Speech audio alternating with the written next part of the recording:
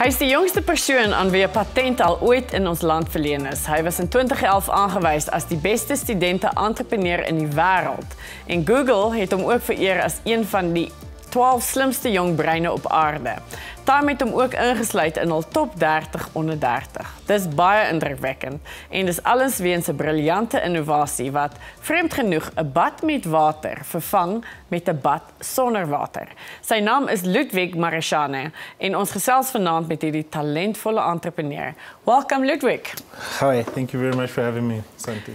So Ludwick, you know, when you said earlier to me that you are 24 years old, for a split second, I couldn't believe it, because when I looked at your sort of resume and everything else on the internet, in 2011, you were awarded the Global Student Entrepreneur of the Year Award with a $10,000 prize for your invention of DryBath. But clearly, as an entrepreneur, your entrepreneurial spirit started way before that. Just take us through your journey. Sure. So I think the reason the resume is impressive is because I started so early. So I got most of my mistakes done before I even got to university. I became obsessed with business back in high school. Growing up in rural Limpopo, our house was right next to a mountain. We didn't have TV signal, so we got DSTV very early simply because it was the only way to get TV. And there was a channel called Fin24, which was free regardless of whether you paid your DSTV or not. And I used to read Fin24 news every single day. So I used to read about you, Putuma Nkleko, the guys at MTN, and all the amazing things you guys were doing. And that's when the bug really bit. So I was in grade 9, and I had missed an episode of Top Gear. And they were making their own fuel, and I didn't know you could make your own fuel. So I started researching on my cell phone to find out what it was. That's when I learned about biodiesel, ethanol fuels, etc. And I thought I would be the biodiesel baron of South Africa. I went to my school, spoke to my science teacher to try to figure out how we could make biodiesel cheaper. But then some other company ended up getting 50 million rand from the government to do it. So that was my first failure, so to speak. But then the bug was there. So I definitely knew that I wanted to work on something really big. I wanted to buy a house for my mom. I wanted to get her out of the environment that we grew up in.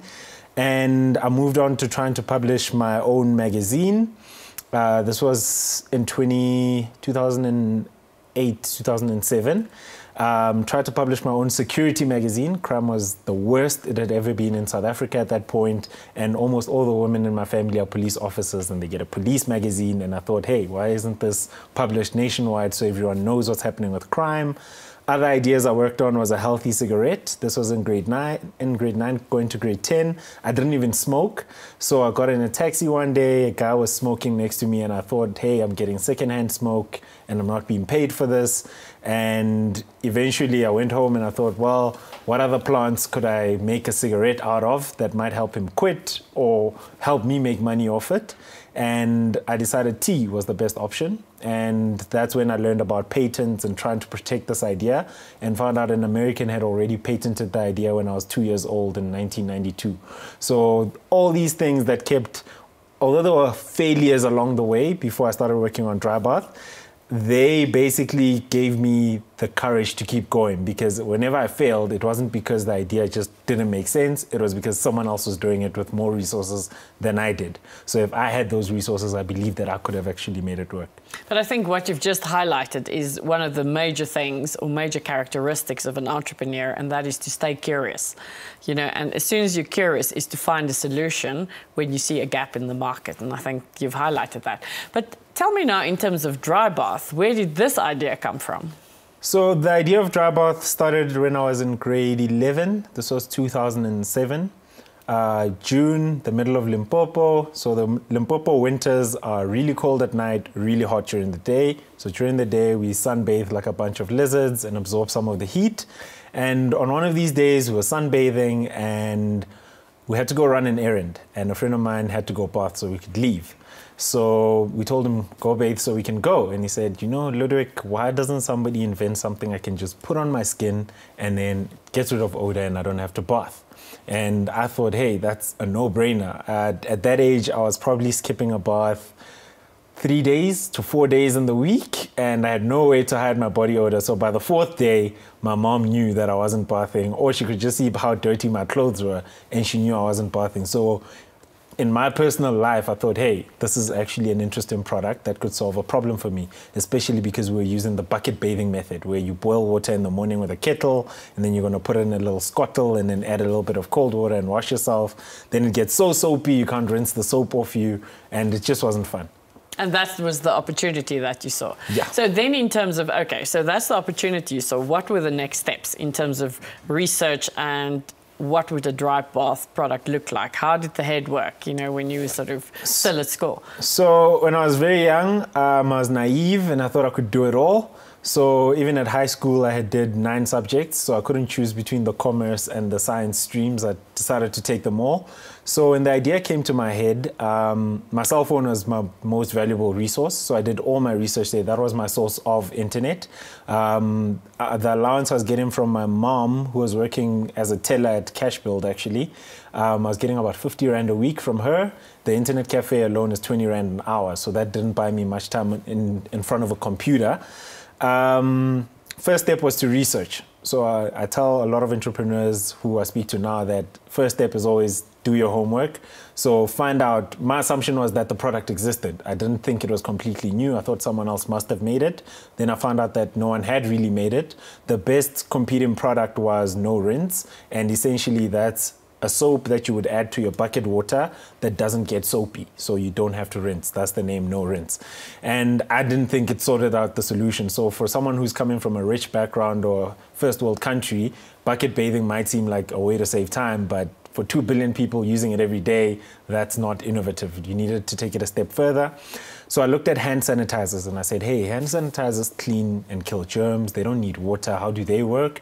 I researched them. I researched lotions. I researched gels, how they're composed, what are the ingredients, all those different elements. And it probably took 6 months of just reading up on all these different aspects of this industry and this business, like I had done with many of the other ideas before.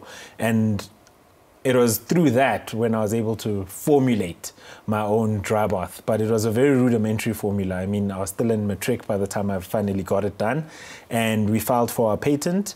So I'm actually the youngest patent filer because of that, and I had to deal with CPRO at the time, which was a headache, being in the middle of Limpopo. All I had was a phone. I didn't even know what their offices looked like or who I was dealing with, but eventually they accepted our application, and I only touched DryBath for the first time when I was in my second year at university. So it had been 3 years working on this idea before I even touched it and knew that it could exist and how it would work. I even had to write my business plan on my cell phone. And that was 40 pages, 8,000 words on my cell phone because I didn't have a computer. That's amazing. So where was this first product manufactured? So we didn't have enough money. I remember my business plan said I needed R1 million. No one would give me R1 million in South Africa or outside of South Africa. And I'm almost glad now that no one ever did, because the money would have probably made me fail completely, because the problem at the time wasn't really money. We won our first business plan competition at university when I was in first year, and we won 20,000 rands.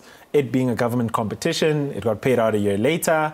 We got the money when we were in second year, and the first person we called was Dr. Henny du Plessis, and he is a PhD in chemistry, developed his own packaging, the Easy Snap sachet that we use for the product, and he had 20 years experience in the industry. So he quit making bombs for Arms Corps in 1990 and decided to go make ultrasound gel because he thought he could make a better one. So we met with him, we told him our story, we paid him and said, can you please make the prototype for us and see if this thing works? He made the first formulation and it did not work. It was terrible, did not feel great on the skin, it flaked after it dried, a whole bunch of issues. But he loved what we were trying to do, and he came on board as a shareholder, and he's now in charge of all the product development. So if Clicks trusts him with their private label products, we feel like we can definitely trust him with DryBath. Okay, so if you say initially, I mean, you basically said the product was developed for the more poorer areas in terms of people and saving water as a sort of a second objective, I'm sure. But your market today looks very different, because if I look at your website, which I looked at sort of this afternoon, everything is in dollars, which really says to me that's a very different market to, say, rural Limpopo or anywhere else. Tell me a little bit about that. True. So when I first invented DryBath, I thought, hey, invent the product and all the agencies, the aid agencies will just sing song and dance and say, we'll take it and we'll adapt it and make it work. It didn't play out that way. We actually had to build the business up slowly. First of all, explaining it to the typical black South African even, who came from the same background as I did, they didn't get it and they said, why would I buy this thing? And I think it was because we hadn't really articulated our value proposition. We were selling it on the basis of it's good for people who can't afford to bath and save water. And no one is going to sacrifice their luxurious bath simply to save water. And we had to learn the hard way probably when I was about in third year. That's when we finally cracked the value proposition angle of how do you explain it to a customer. And the way we did it was with a thought experiment. And the thought experiment was, now imagine everyone watching now, imagine you've got two options for staying clean. First option is the most luxurious bath you could ever imagine. Warm water, scented candles, everything. Maybe even someone else rubbing your back and cleaning it. And then the caveat to that is that you will always come out smelling the way that you smelt when you went into the shower. So it never removes full body odor, but it's moisturizing, it gets you wet and everything good. The second option is the bucket bath. You boil water in the morning with a kettle, no geyser. You wash yourself with soap every single day, but it gets rid of body odor. And what we realized was that although we spoke to customers and said, what's important for you to feel clean? They always said water, all these aspects. Odor was actually the key one. That no matter what else you put in front of them, almost everyone chose the bucket bathing method and said, I bath to get rid of odor, not to do anything else. And essentially after cracking that, we kept trying to sell it to governments because people basically said they couldn't afford it, even at 5 Rand a sachet or 5 Rand a bath equivalent. And we lost a 30 million Rand deal when I was in third year. With a distribution deal to India, simply because they wanted it to retail for 1 Rand in India, which was the economies of scale here. And when we entered all these different competitions overseas and we went to these Western markets, they loved the idea and they couldn't understand why it was so cheap. So they didn't think about buying it because they thought it was too cheap. So we thought, hey, these guys are interested in using it. We get endless, thousands of emails from people who've seen our stories on BBC and all these different media platforms looking for the product. Let's actually make it available to them and charge them what they value a bath at. And they valued a bath at $3 to $4. So we charged $4 for the product and they started buying it. And right now, the US is 60% of our customer base and Europe is about 20%. That is incredible. So unfortunately, Ludwick, we're out of time.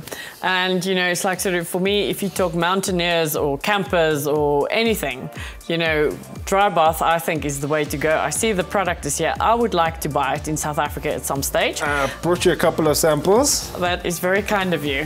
Thank you. Very good salesman as well. So I wish you great success. And I'm sure in South Africa and around the world, we're going to hear a lot of Ludwick Marishane. Thank you so much. Thank you very much.